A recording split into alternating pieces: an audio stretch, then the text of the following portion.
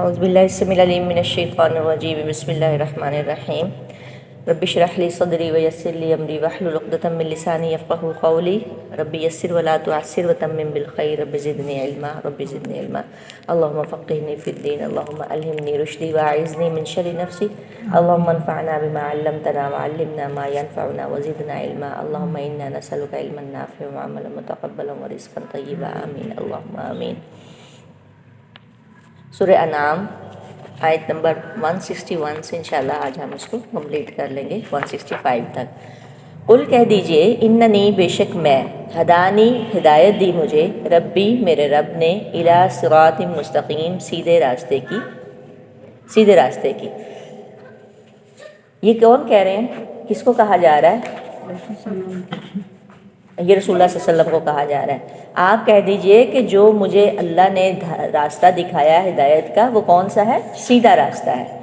دیناً، کون سا راستہ؟ دیناً دین ہے، قیاماً درست۔ قیاماً کہتے ہیں قیام سے نکلا ہے، اور قیام کسے کہتے ہیں؟ کھڑے ہونے کو، بالکل درست سیدھا۔ تو یہاں پہ قیاماً درست دین سیدھا ہے، درست ہے۔ ملت، جو ملت ہے، ملت سے مراد شریعت، راستہ، طریقہ۔ ملت کے کئی یعنی معنی ہوتے ہیں، قوم کو بھی کہا جاتا ہے، لیکن راستے کو، شریعت کو، طریقے کو، جو کہ طریقہ ہے ابراہیم علیہ السلام کا، حنیفاً جو کہ یکسو تھے۔ یکسو سے مراد ایک طرف تھے، بس یعنی بالکل اللہ کی طرف جھکے ہوئے تھے، یکسو، ایک ہی جانب تھے۔ ایک جانب کون سی؟ کیونکہ اس ٹائم بت پرستی بہت عام تھی، آپ کو میں نے بتایا نا، ایک ایک قبیلے کے کتنے بت تھے، اس وجہ سے یہ بات کی جا رہی ہے۔ راستہ کون سا؟ اس راستے کی، اس درست دین کی جو طریقہ ہے، ملت ہے، شریعت ہے ابراہیم علیہ السلام کی، جو کہ یکسو تھے۔ یکسو کی کا اشارہ کس کی طرف ہے؟ ابراہیم علیہ السلام کی طرف ہے۔ وما کان من المشرکین، اور نہیں تھے وہ مشرکین میں سے۔ اتنے پیغمبر ہیں، یہاں پہ ابراہیم علیہ السلام کا نام کیوں لیا گیا؟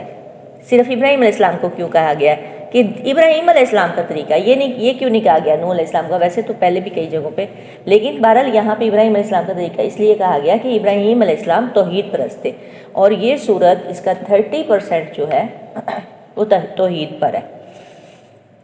اب جگہ جگہ پہ، کیونکہ یہ سورہ نحل کے آئی تھنک بعد میں آئی ہے، یہ پہلے یا بعد میں، تو سورہ نحل میں بھی سارا جو آپ آگے پڑھیں گے وہ توحید پہ ہی ہے، اور اس پہ بھی 30% اس کا توحید پہ ہی ہے۔ ابراہیم علیہ السلام کا جو واقعہ آپ پیچھے پڑھ چکے ہیں وہ بھی توحید پر ہی تھا۔ تو وہ اب ابراہیم علیہ السلام کو تو سارے مانتے ہیں، ابھی بھی آپ دیکھ لیں ابراہم اکارڈ جو کر رہے ہیں، یہ بات کر رہے ہیں اس پہ۔ اور یہ ابراہیم علیہ السلام کے بعد سلیمان علیہ السلام، داؤد علیہ السلام، یعنی تمام ان پیغمبروں کو، عیسیٰ علیہ السلام، موسیٰ علیہ السلام کو بھی، رسول اللہ صلی اللہ علیہ وسلم کو جو ہے وہ نہیں تھے مانتے۔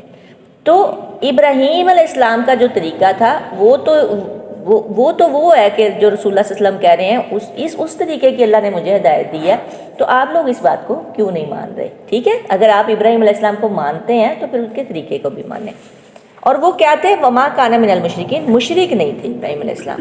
قل کہہ دیجئے، پھر اللہ کے نبی کو کہا جا رہا ہے، انا، یہ بات ہوئی تھی پہلے کہ یہاں پر قل اس میں بہت زیادہ استعمال ہو رہا ہے۔ انا، بے شک، صلاتی، میری نماز، و نسکی، اور میری قربانی۔ نسک قربانی کو کیوں کہا گیا؟ اصل میں بیسیکلی نسک کا مطلب تو عبادت ہی ہوتا ہے، لیکن بعد میں قربانی کے لیے بھی استعمال ہونے لگا۔ اور نسک عبادت یعنی قربت، کسی چیز کے قریب جانا۔ عبادت سے کیا ہوتا ہے؟ ہم اللہ تعالیٰ کے قریب ہوتے ہیں۔ تو نسک پھر قربانی کے لیے۔ قربانی کو عبادت کیوں کہا گیا؟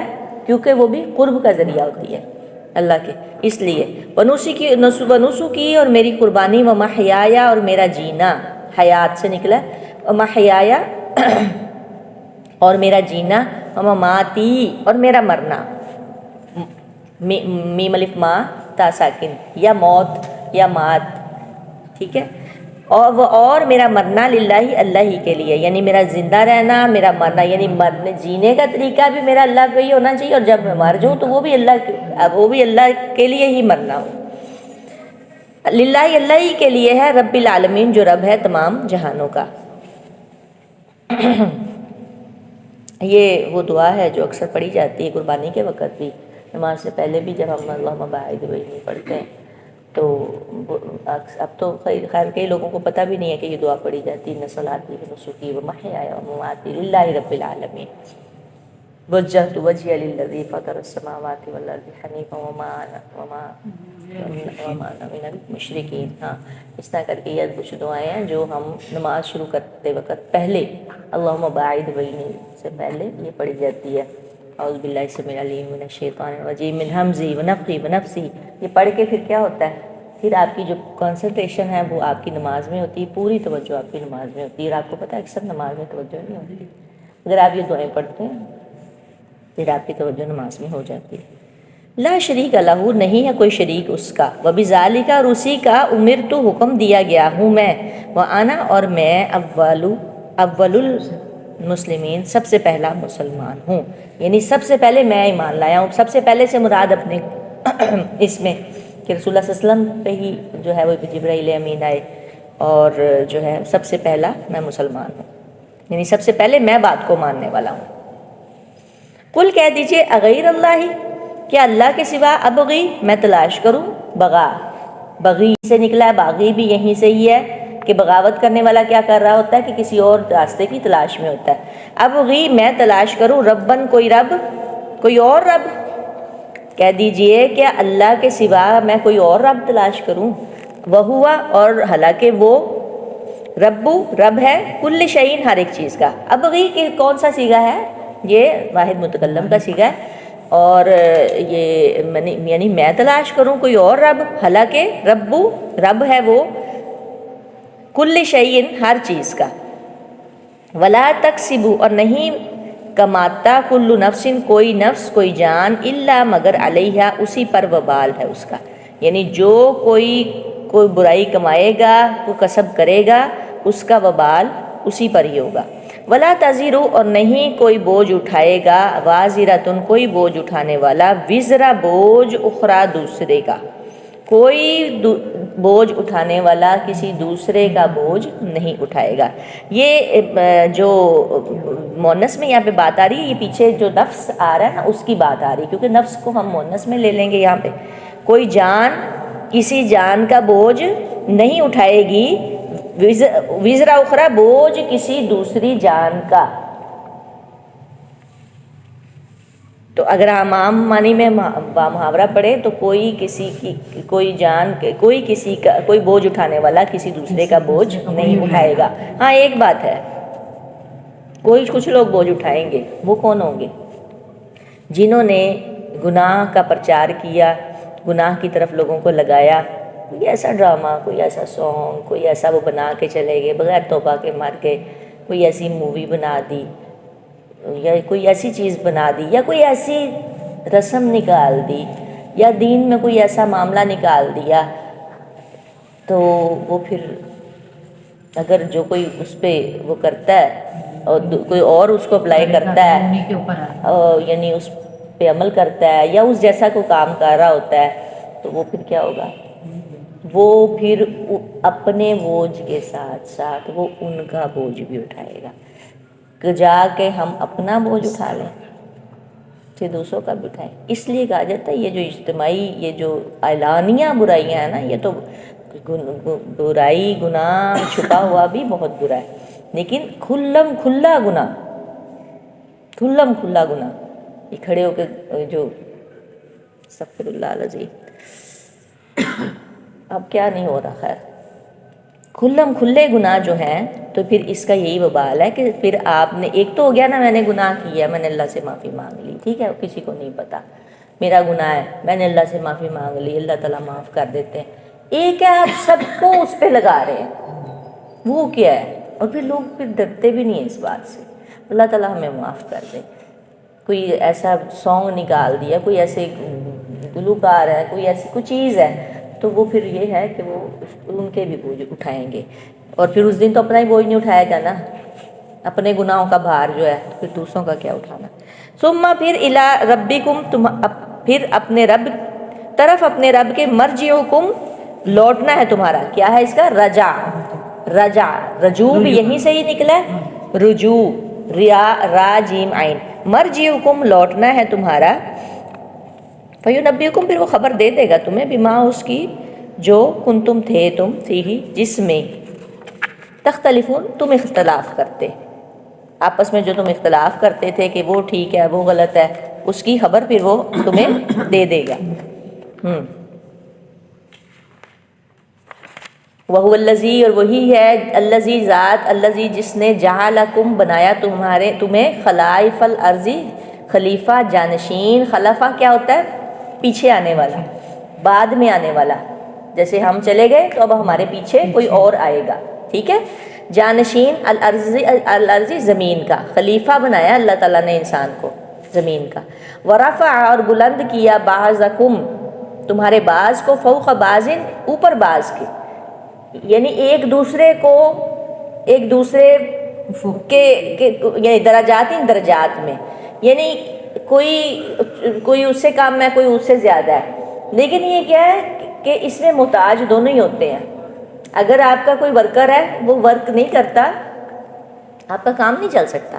اگر اسکول کا پرنسپل کئی ٹیچرز ہائر کرتا ہے اور وہ ٹیچرز کام نہیں کرتی، ٹیم ورک اچھا نہیں ہوتا، تو پھر وہ پرنسپل کیا کرے گا؟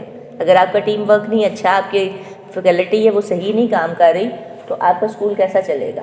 نہیں چل سکتا نا۔ فیکلٹی پہ بھی یہ بھی بات ہوتی ہے۔ ہاں، اگر فیکلٹی کو، اگر جو ٹیچرز ہیں ان کو صحیح پے نہیں کر رہا اور وہ اپنا حق ادا نہیں کر رہا، تو پھر ان کا نقصان ہے۔ یعنی ایک دوسرے کے بغیر اللہ تعالیٰ کہہ رہے ہیں بلند کیا تمہارے بعض کو اوپر بعض کے، یعنی درجات میں، یعنی اللہ تعالیٰ نے درجات دیے ہیں۔ اس کا مطلب یہ نہیں ہو جاتا کہ اگر کوئی امیر ہے تو وہ کہے کہ جی میں اسٹیٹس میں اتنا ہوں تو یہ کم تر ہے، نہیں، وہ کام نہیں کریں گے تو آپ کا بھی کام نہیں ہوگا۔ پھر آپ کہے کہ امیر، آپ کو پتہ ہے یورپ میں کیا ہوتا ہے، بیچاری کام کرنے والی ڈھونڈتی رہتی ہیں، تو خود ہی سارا کام کرنا پڑتا ہے۔ ابھی میری فرینڈ آئی ہوئی ہے تو وہ خود ہی بیچارہ سارا دن باہر کا بھی کرنا ہوتا ہے، انہوں نے، اب ویسے نہیں ہوتا کہ وہ باہر کا بھی کرتے ہیں سارا، انہوں نے گھر کے بھی کام کرنے ہوتے ہیں، بچے ہوئے ہیں خود ہی کریں گے، خود کرنا پڑتا ہے۔ تو اس کا مطلب یہ نہیں ہوتا کہ پھر آپ اسٹیٹس میں آپ کہیں جی ہم یہ ہیں تو یہ ایسے کم تر ہو گئے، اس کا مطلب یہ نہیں ہے، نہیں، وہ بھی محتاج ہو گئے جو کام کروا رہے ہیں۔ آپ کی کام والی آپ کا نہ کام کرے، آپ ڈھونڈتے پھریں گے کام والیاں، ایسے ہی ہے۔ اور پھر اگر آپ ان کو نہ رکھیں تو وہ، یعنی ایک دوسرے کے ہم محتاج ہیں۔ محتاج کون نہیں ہے؟ اس میں بھی لاسٹ آیت میں بھی آ کے توحید کا درس آ گیا۔ محتاج کون نہیں ہے؟ صرف اللہ کے ساتھ، اللہ کو کسی کی ضرورت نہیں، ہمیں ایک دوسرے کی، خاوند کو بیوی کی، بیوی کو خاوند کی، بچوں کو ماں باپ کی، ماں باپ کو بچوں کی، ہر کسی کو ایک دوسرے کی۔ کوئی ایسا ہے کہ آپ کہے کہ جی مجھے کسی کی ضرورت نہیں ہے، میں کہوں جی میں جو ہے نا وہ میں بالکل پرفیکٹ ہوں، مجھے نہ کسی کی بھی ضرورت نہیں ہے، ایسے نہیں ہوتا، ٹھیک ہے؟ ضرورت کس کو نہیں ہے؟ وہ صرف ایک ذات ہے اور وہ اللہ کی ذات ہے، ٹھیک ہے؟ اچھا، اللہ کہہ رہے ہیں بلند کیا تمہارے بعض کو، یعنی تمہیں ایک دوسرے پر فوقیت دی، درجات میں بلند کیا، لیبلوکم تاکہ وہ آزمائے تمہیں، فیما آتاکم اس میں جو اس نے دیا تمہیں، یہ آزمائش ہے، کسی کو زیادہ دے دیا، کسی کو تھوڑا دے دیا۔ اسی لیے کہا جاتا ہے اول خواہش بعد درویش، اپنے جو رشتہ داروں کو سب سے پہلے پریفرنس دیں۔ یہ نہیں ہے کہ رشتہ دار آپ کے باہر دیکھتے پھریں اور آپ جو ہے کہیں اور چیریٹی کرتے پھریں، سب سے پہلے انہیں سٹینڈ کریں۔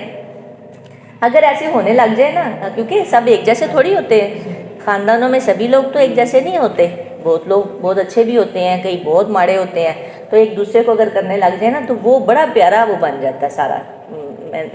میں پہلے بھی اس بارے میں بات کر چکی ہوں کہ وہ بڑا پیارا بن جاتا ہے، کیا اس کو کہتے ہیں کہ سب ایک جیسے تقریباً ہو جاتے ہیں تو پھر اچھا لگتا ہے۔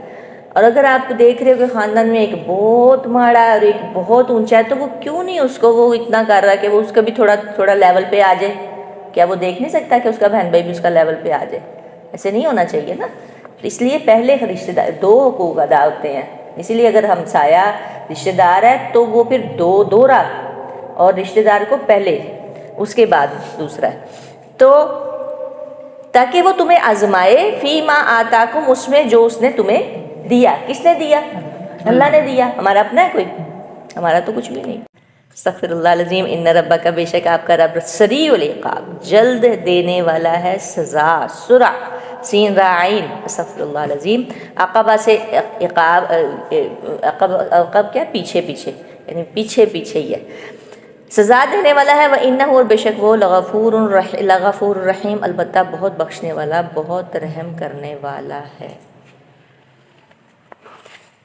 صورت جب دیکھیں ایک خطبے میں یہ نازل ہوئی ہے اور ہم نے کتنی سٹنگز میں پڑھی ہے، اور آپ دیکھیں کہ رسول اللہ صلی اللہ علیہ وسلم پر کتنا بوجھ ہوگا کہ جب انہوں نے اس کو ایک ہی خطبے میں یاد کیا ہوگا اور پھر آگے ڈیلیور بھی کیا ہوگا رسول اللہ صلی اللہ علیہ وسلم نے.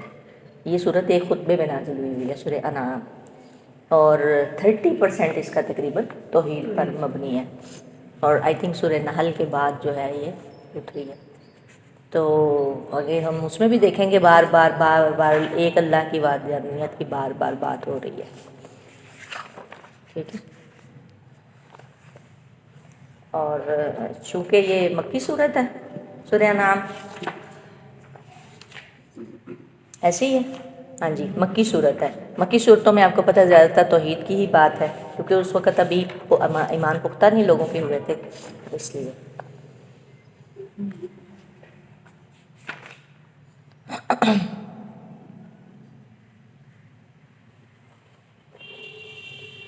سبحانک اللہم و بحمدک ونشہد ان لا الہ الا انت نستغفرک و اتوب الیک.